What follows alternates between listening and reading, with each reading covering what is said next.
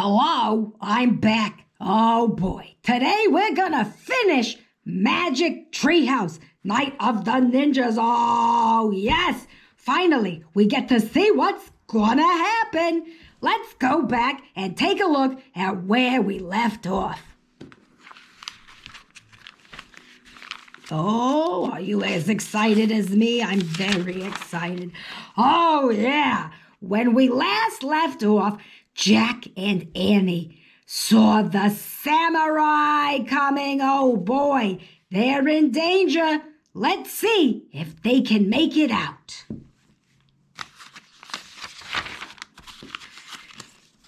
Chapter 8, Dragon Water. Jack and Annie crouched together. Samurai were on both sides of them now. They were trapped.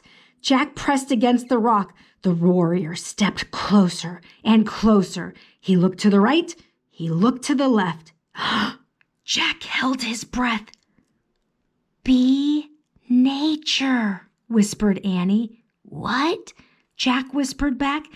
"Be nature. Be a rock." Oh, brother, thought Jack, this was nuts. But he squeezed his eyes shut. Then he tried to be part of the rock. Jack tried to be as still as the rock, as solid as the rock, as quiet as the rock. Soon he started feeling as strong as the rock, as safe as the rock. He wanted to be the rock forever. Squeak! "He's gone," said Annie. "They're all gone." Jack opened his eyes. The samurai warrior was gone. Jack stood up and looked over the rock. The torches were gone too. "Let's go," Annie said. Jack took a deep breath. He felt great. He was getting more and more like a ninja every minute, maybe even like a ninja master. "East," he said. And they went east, down the mountains between the rocks, until they came to the wide, icy stream. The water seemed even wilder than before. "I don't see the treehouse," said Annie. Jack looked across the stream to the dark grove of trees. Moonlight shone on their pale flowers. But where was the treehouse? "I don't see it either," said Jack. "We have to cross the water first. Then we'll try to find it." The water was crashing and rushing over the rocks. Squeak! The mouse peeked out from its pouch. "Aw, don't be afraid," said Annie. She patted the mouse's little head. "Be like us. Be like a ninja, too." "Let's go," Jack said. He took a deep breath and stepped into the stream. Oh, the icy water swirled up to his knees. The current knocked him over. Jack grabbed some weeds. He held on tight as the water swirled around him. Oh, he was freezing. "Jack!" Annie grabbed Jack's arm. She helped him back onto the bank. "Oh, that was close," said Annie. Jack wiped his glasses. Luckily, they hadn't fallen off in the water. "Are you okay?"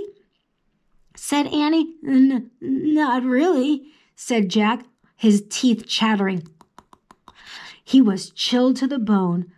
"We'll never get across," said Annie. "We'll drown if we try, or freeze to death," said Jack. He pulled off the hood of his sweatshirt. He didn't feel much like a ninja anymore.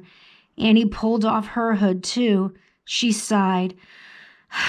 "What can we do?" she said. Squeak! Peanut climbed out of Annie's sweatshirt pouch and leaped onto the ground. The mouse scampered away. "Peanut, come back!" Annie called. "No," said Jack. "We have to follow Peanut." "Why?" asked Annie. "We have to do what the master said," said Jack. "Follow nature." "Oh, right," said Annie. "Follow Peanut." "But where is Peanut?" In the moonlight, Jack saw the little mouse. It was running through the grass, along the stream. "There," he cried. "Come on." Annie hurried after Jack. Jack hurried after Peanut. They ran beside the rushing waters. A moonlit branch had fallen across the narrow part of the stream. It touched both shores. The mouse was running over the branch. "Peanut's going over a bridge," said Annie. She started to follow. "Wait," cried Jack. "We can't go on that branch. It's too small. It'll break." Oh, and now, at the end of the chapter, before we go on, make a quick prediction. What do you predict is going to happen next in the book? All right, and now we'll come back. Chapter 9, Mouse Walk. The mouse vanished into the tall grass on the other side of the stream. Jack and Annie stared at the tree branch. "We have to try to cross it," said Annie. "We're supposed to follow nature." "Forget it," said Jack. "It's too little. It'll crack in a second." Maybe if we pretend we're mice, we can do it," said Annie. "Oh, brother," said Jack. "Not again." "If you could be a rock, you can be a mouse," said Annie. "Just be teeny and light and fast." Jack took a deep breath. "We have to do it," said Annie. "Okay," said Jack. "Say squeak," said Annie. "You're nuts," said Jack. "Just do it," said Annie. "It'll help you feel more like a mouse." Jack groaned. "Okay," he said. "Squeak."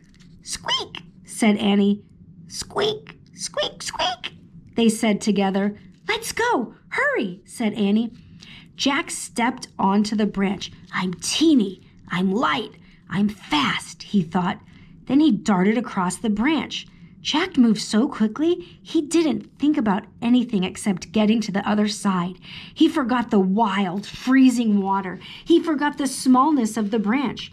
Suddenly, Jack was on the other side. Suddenly, Annie was right beside him. They laughed and fell together onto the grass. See, the branch didn't break," said Annie. I guess it was big enough," said Jack. "I guess we just had to think the right way." "The peanut way," said Annie. "Yeah," said Jack. He felt great. He was still wet from his fall into the stream, but he didn't mind anymore. Jack pushed his glasses into place and stood up. "Okay, now we just have to find the treehouse," he said. "No, we don't," said Annie. She pointed up. The treehouse was outlined against the moonlit sky, high in a tree, surrounded by white flowers. In the distance came the sound of voices. Then Jack saw flames. "The samurai are coming back," said Jack. "We have to go."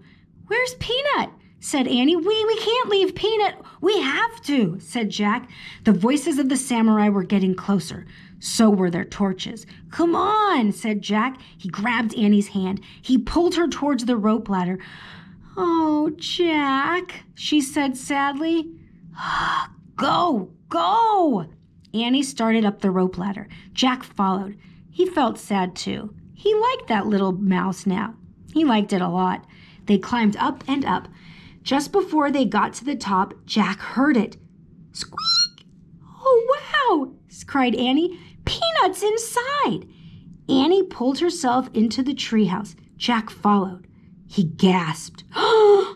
Someone else was in the treehouse too. A dark figure was sitting in the corner. "You have done well," the figure said.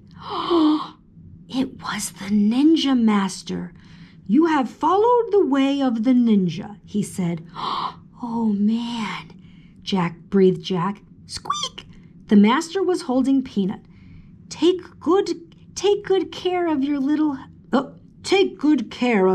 helper," he said, handing the mouse to Annie. Annie kissed the mouse's tiny head. "And take this," said the ninja master. He held his hand out to Jack. He gave Jack a small round stone. "This moonstone will help you find your missing friend," the master said. Jack stared at the stone. Was this one of the four things?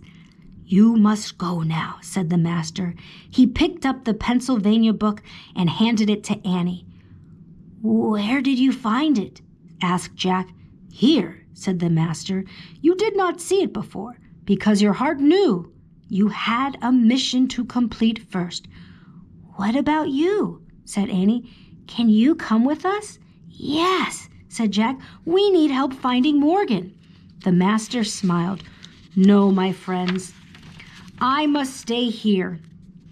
There will be more help along the way, but you must find the way on your own. Annie opened the book. She found the picture of Frog Creek. She pointed to it. I wish we could go there, she said. The wind started to blow. The white flowers started to shake. Clouds covered the moon. Remember, the master said, keep a kind heart. Then he swung silently down the rope ladder. He disappeared into the dark. Wait, Jack called. There was so much he wanted to ask the master about nature, about ninjas, about their mission. But the treehouse started to spin. It spun faster and faster. Jack gripped the stone in his hand. He squeezed his eyes shut. Then everything went still. Absolutely still. Let's go ahead and do something at the end. Go ahead, you can draw a picture. You can do a comic strip. You can act it out. You can retell what happened. Go ahead and pause and do that. And then we will get to our last chapter.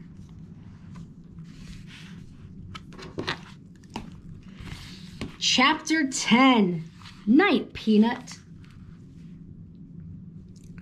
Jack opened his eyes. Then he opened his fist. He stared at the moonstone in his hand. It was clear and smooth. It almost seemed to glow. We're home, said Annie. Squeak! Annie and the mouse were looking out the window. Jack looked with them. The sun was setting in the distance. No time had passed in Frog Creek. They heard their neighbor's dog, Henry, bark. They heard crickets chirping.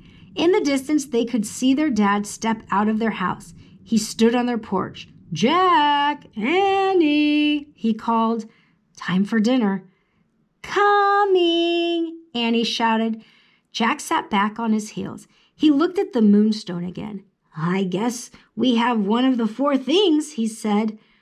We'll look for the other three tomorrow, Annie said. Jack nodded. He had a lot more work to do. He put the moonstone in his pocket. He pulled on his pack. Ready? He said. Wait, said Annie. She took off one of her sneakers. She pulled off her sock. Then she put her sneaker back on. What are you doing? Said Jack. I'm making a bed, she said. A what? Bed, for Peanut to sleep in. Annie picked up the mouse. She tucked it inside her sock. Night, Peanut, she said softly. Squeak! Oh, brother, said Jack. Annie held the mouse close to Jack. Kiss it goodnight, Jack, she said. Aw, don't be silly, he said. Let's go. Thanks for helping us, Annie said to the mouse. She put Peanut gently down on the glowing M. She pulled Morgan's message out of her pouch and put it next to the mouse. See you tomorrow, she said. Then she started down the ladder. Jack stared at the mouse. It looked back at him. For a moment, its dark eyes looked old and wise. Come on, Jack, called Annie. Jack kissed its tiny head. Night, night, Peanut, he whispered. Then Jack headed down the rope ladder. It got darker and darker as he went down. By the time he stepped onto the ground, it was almost completely black. Where are you? Said Jack. Here, said Annie. Her hand bumped his. He took it. Careful, he said. Careful yourself, she said. Together they took off through the cool, dark woods. They moved silently and swiftly. Two shadow warriors returning home. And that is the end of Magic Treehouse number 5, Night of the Ninja. Rocco, what did you think? Oh, Oh, that was a good one. And there's still a mystery. I mean, they got one of the things that they needed to find, but they still have 3 more things to find so that they can help Morgan Le Fay. Oh boy, Miss Lavecchio, we gotta keep reading these to figure out what happens. Well, Rocco, I hope that I have Magic Treehouse number 6. If I do, we'll get to it. But for now, enjoy your own reading. Goodbye, everybody, and keep on reading so you can go on adventures in your imagination.